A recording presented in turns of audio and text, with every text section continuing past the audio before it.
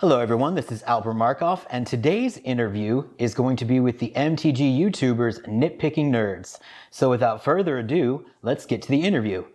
Oh my goodness, I realized I left my sunglasses on. That's better. Can you hear me? We can. Yes. You hear us? I can hear you guys. How are you doing today? Good. How are you? Good. I made a little background for you. Ooh, it's custom. I like it. Very custom. Okay, so this is my first time talking to any MTG YouTubers, so if I am a terrible interview, you'll have to forgive me. But I'd like to know how you guys got your names right off the bat. So, like our actual name or the channel name? Well, actually both. Ooh, why don't you say the channel name? Well, the channel name, we literally sat down and kept going through things, and we were Googling a bunch of different stuff because we literally, so one thing we came up with was the nerd and the geek. So we were literally looking it up. And like funny stuff would happen with that because we literally found like a little kids called the nerd and the geek who did like fidget spinners. Fidget spinner reviews. And we were like, oh, we want to steal those kids' names.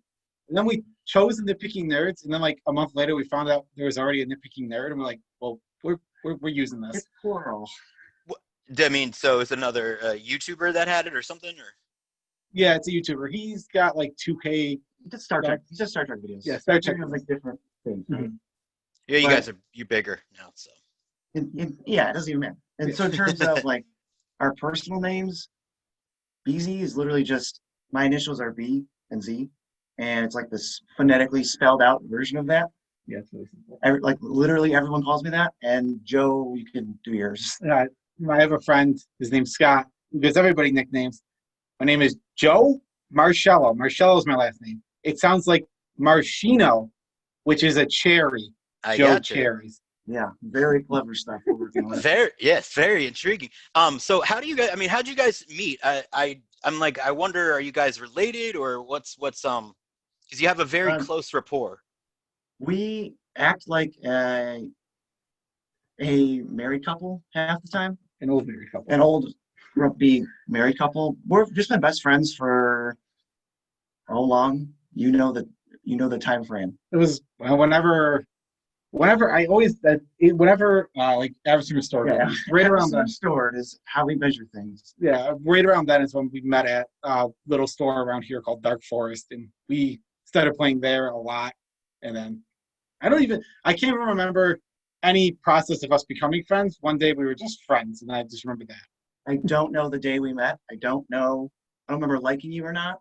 I don't remember anything.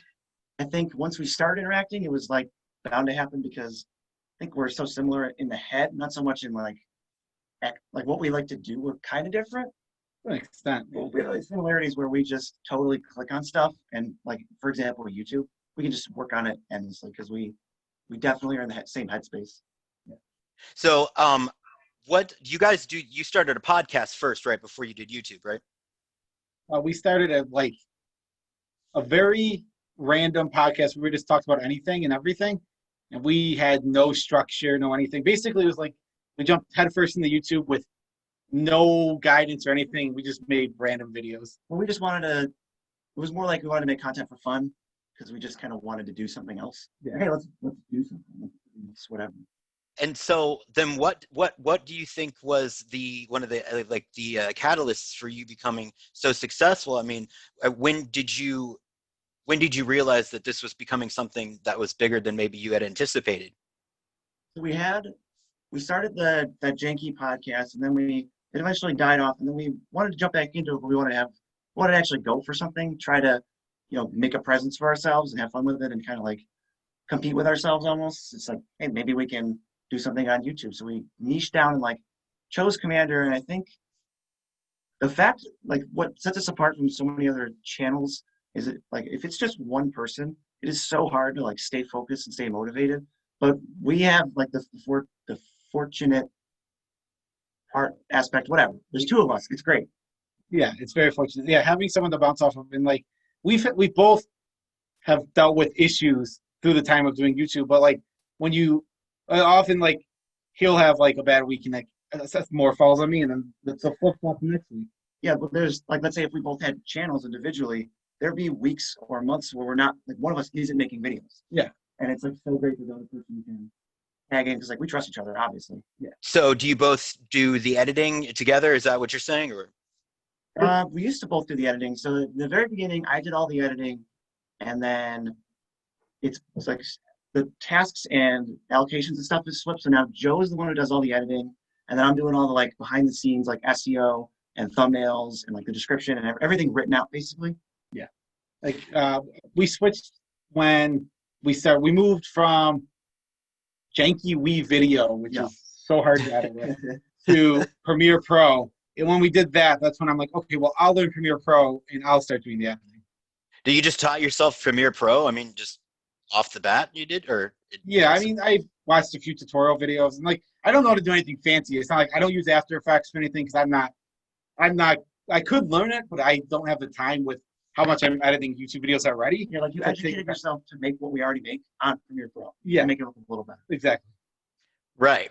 So that's I mean that's still crazy. That's a lot to learn. I mean, I'm a disaster with that kind of stuff. I have somebody who helps me, but okay. So then I guess we'll get into the more personal commander questions. So I want to know who were your guys' first commanders? Like what was the first set you got introduced to? Go first. My first commander was I had started playing a little bit of standard, and like everyone's like, well, commander, this is a cool format. So I'm like, I need a commander. So the first one that like jumped out the page when I saw it was Maelstrom Wonder, and I just built the jankiest Maelstrom Wonder deck with cards that didn't even make any sense in the deck at all. It's like the pet card deck. Oh, it was a pet card deck for sure. And so I just ended up with this janky Maelstrom Wonder deck that I played forever, and I still have a version of it together, but it was awful back then. Yeah, he took it real competitive in the more later versions. My first one was Carador. I knew that I loved Abzan, and it was the first like commanders that came out in 2011. And I'm like, well, I love Abzan. I like this color combination, so this is what like the only there's like 3 Abzan options or 2 maybe at the time. And I'm like, okay, well, I'll take this one. And then I just fell in love with it. I totally love that play style. I still have it. It's like now at this point, it's like a competitive all foiled out deck. Yeah, it's actually right behind his head. Yeah, frame, but it's back there. I see. So how involved are you guys with like competitive EDH?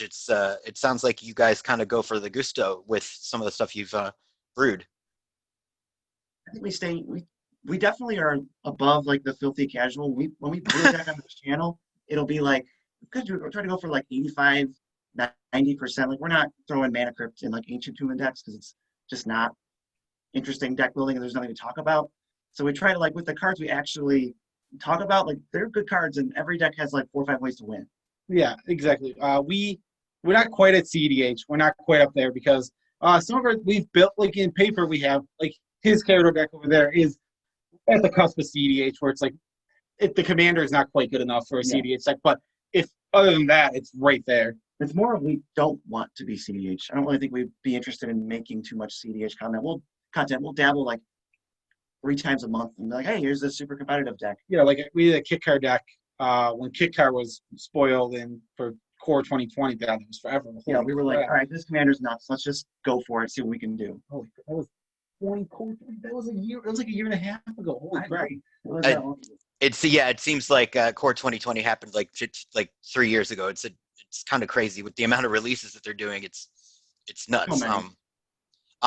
Do you what cards do you guys? Because I know you do your lists. What would be an example of a card that you both 100% agree on? Like, there's no arguments, there's no challenges there. Oh man, there's probably a lot nowadays. So it's funny. This is this one I want to bring up. Boss's Citadel. We agree completely that this card's insane and nuts and completely awesome in Commander. When that card first released, I argued tooth and nail that it was the best card in that set. And BZ absolutely disagreed on it. We had it at like number 9. And like Spark Double was above it. I watched that video and Spark Double is above it. It's like, it's not even close. Boss's Citadel is such an insane card in EDH. Yeah, I don't.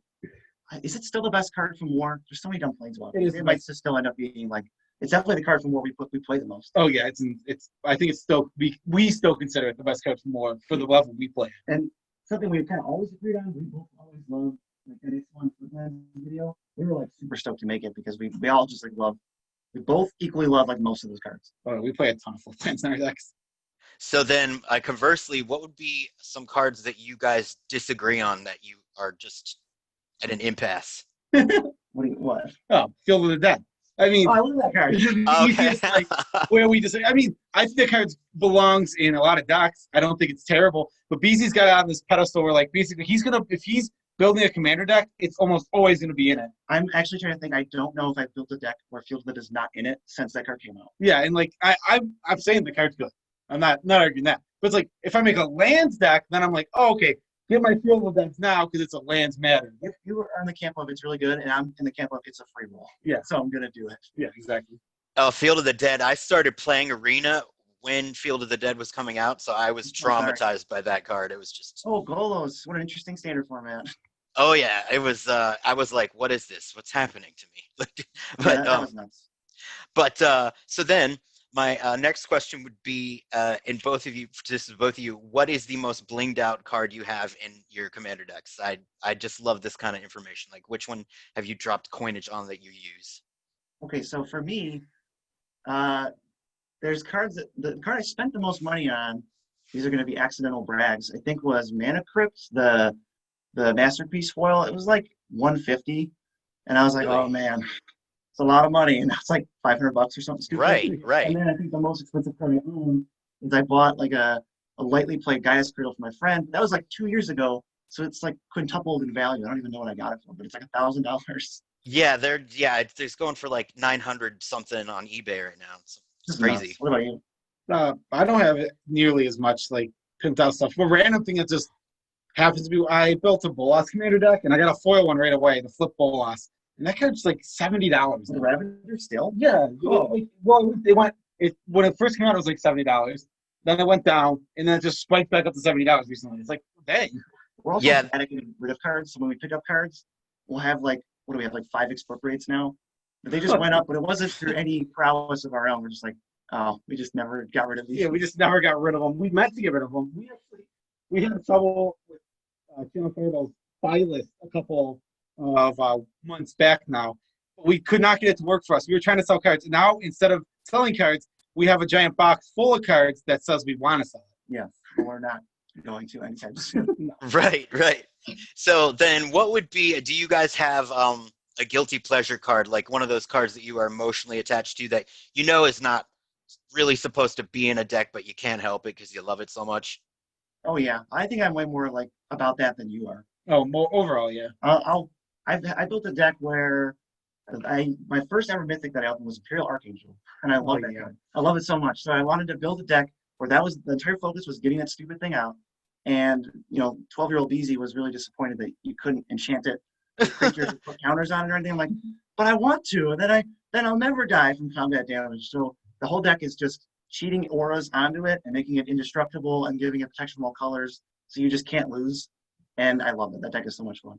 That deck never wins like that. It wins like that. Card's awful. That deck wins like that 1 out of every 50 games. But when you do, It just wins by playing enchantresses and drawing cards. That's all it does.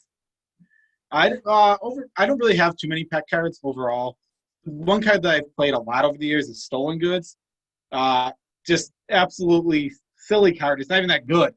But like I always loved just target you, hope I hit something, and half the time you're gonna land more often. You go, oops. Yeah, you like Mind Installation for a bit too. Mind Dilation is like it's a much more it's a much better version than Stolen Goods. 4 mana for potentially getting nothing. Yeah. How do you guys play Commander now? With we're in COVID nation. How do you guys keep yourselves going with that kind of thing? Because I know it's difficult for a lot of people. Yeah, before COVID, we just started to dabble into CDH and getting to play that every week at a local game store, but we've dropped that now. We haven't done it in a while. Now we kind of have a play group. We get together once a week to draft, and then we'll maybe play Commander. Yeah, that started back up again recently since things have the guidelines went. We're slowly phasing towards being able to actually. So now we've played some on paper, but for like a couple of months, me and BZ lived together for a little bit, and we would play EDH with each other, but like other than that, it was like almost nothing because it's just we're not a big fan of Cam EDH. We're not a big fan. MTGO is like the bane of our existence. Yeah, I Yeah. found it very confusing to try to figure that out. I was just like, no, I can't. The Can't do UI it. is just awful for me. I can't handle it. Yeah, the interface is awful. It just What do you? looks like a gross game. I want to play that Magic. It's like a 93 Windows looking kind of It looks like setup. Yu-Gi-Oh. I don't want to play that. Yeah, it looks like because it literally is a 1990 like 9 program that's Oh, yeah. been slightly updated throughout the years. It's like twice. Yeah, it literally is that. It's literally from like those years. Yeah, I mean, I remember though. I mean, I was in high school during that time, so like, I remember when the internet just happened, you guys. So like, that's some craziness right there. Um, then I guess would be my question would be was what advice would you give to beginners in Commander right now, as far as brewing a deck? How would you tell them to get started? Ooh, want to start? Sure. A lot of we actually the whole video about this where we went over a bunch of stuff. Basically, the best if you're trying to get into Commander, you should just you should look around, find the commander you want, and put your money toward the staples of Commander overall for the deck. So say like you find a deck and it's a cheaper deck, like $150. It's a cheap deck. Yeah, you should get the cards for that deck, like whatever you're gonna spend on the deck. So you're gonna spend $20. Get the cards that are staples. So if you go so if in a week you go, oh, I hate this commander that I just built. You have staples that can be moved around. You know, like because a lot of people change decks. It's very, very, very common in EDH to change decks. So if you're getting staples that can be moved around, it's much better way to spend your money. Otherwise, if you don't have a lot of money to spend on EDH, throwing together a deck with a binder deck is also a pretty good way to go. Oh, the trade binder deck I think the trade binder deck is underappreciated.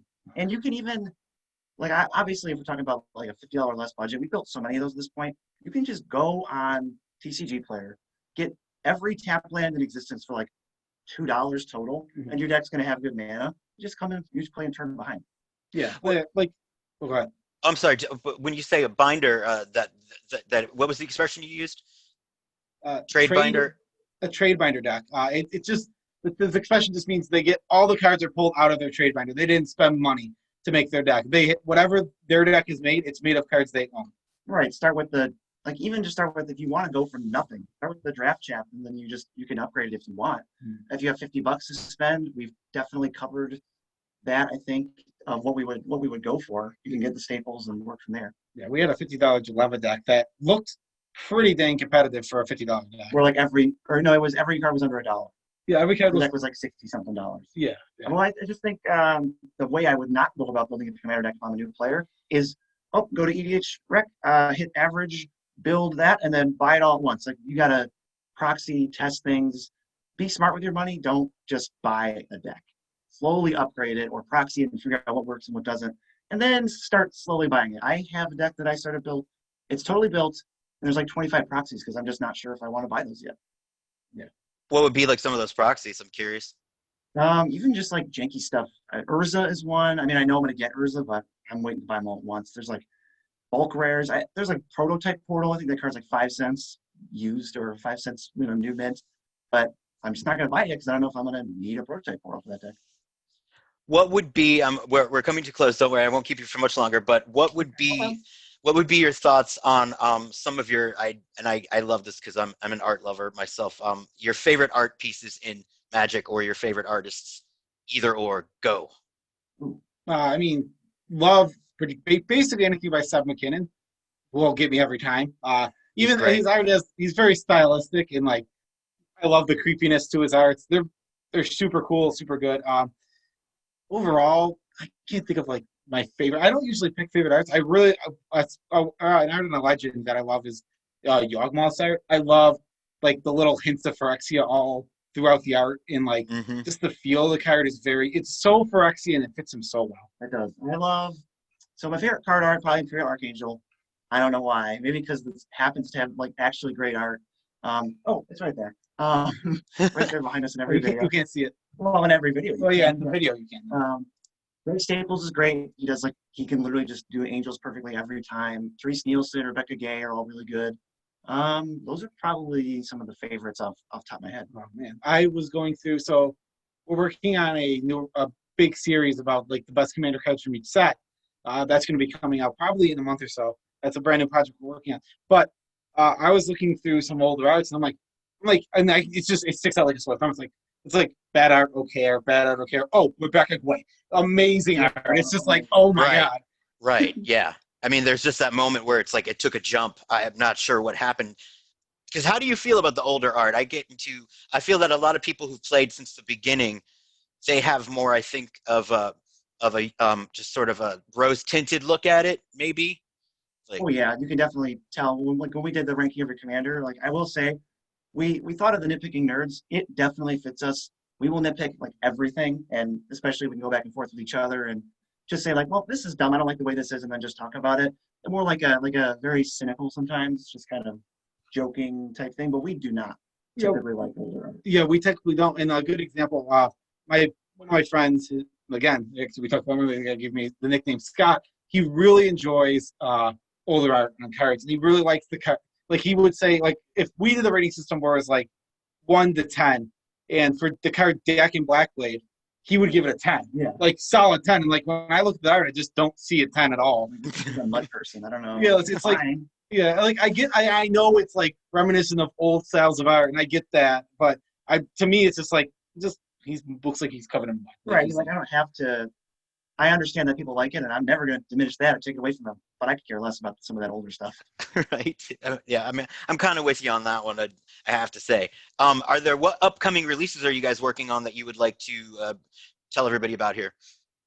Well, definitely we're working on. I don't know what we're going to call it. Something like the best commander card from every set. Literally just breaking down like, hey, here's what we think is the best commander card from every set from like the new printing of the card. There's so many sets.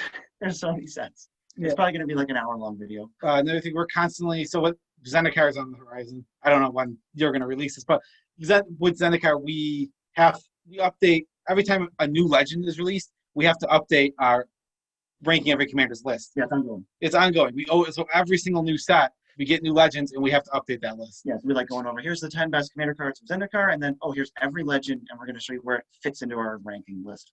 Do you use like an Excel or something or other? Or how does that work? Yeah, we just have a huge Excel spreadsheet right now. We link it to, I think it's like a Google, whatever the Google Doc. It's Google Sheets. Google Sheets, yeah. How do you? Oh, sorry. I think that's what it's called. Go ahead. Oh, what happens when there's like, is there ever a time where you guys are at such an impasse that you need to get like a third person's input, anything like that?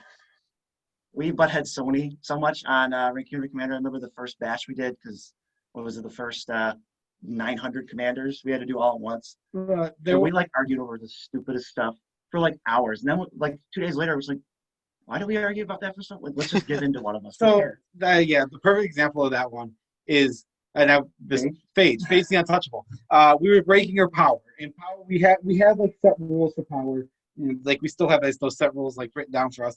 But like we argued whether it was a 0 or 1 for at least a half an hour, solid, like back and forth, getting angry, and like I just couldn't. Like I gave in. Eventually, I was like, I don't care. Whatever. She's a 1. I still think she's a 0. She's a 1. Whatever. Yeah, it was, well, if you cast it from the command zone, you lose unless you have Torpor Orb or some effect that stifles her trigger. And it's like, well, that's not technically nothing. And Joe's like, no, it is nothing. It sucks. It's 2 cards to be something. Yeah. And we just argued over and over. There's so many tiny points like that where we just squabble over stuff. One more question. What is the card that leaves you both the saltiest? I love to know that about people who are versed in Commander. Oh, it's pretty easy for me. I don't like cards that win the game by themselves, so I hate Expropriate. I don't know. That is the least interesting card ever to me. I don't know. It's like I do get salty playing EDH, but like it tends to be just like situational things. Like Turn 1 Soul Ring kills me every time. It's a frustratingly stupid card EDH. I think bad politics irks you. Oh, bad politics irks you more than anything. Like I'm like the silver tongue guy, so I'll make deals and stuff, but then sometimes someone will just do something that's like not good, and it benefits me like a ton. And Joe's just like, come on. And I'm like, ooh. Another stupid thing that, like, when players don't play the game properly, they just play for things that don't make sense. Like Kingmaker, like that's an example. No, and I'm talking about like specifically. I have an example. Like, I was playing Nicol Bolas the Ravager. Oh yeah. I cast Nicol Bolas the Ravager. Everybody just kind of card.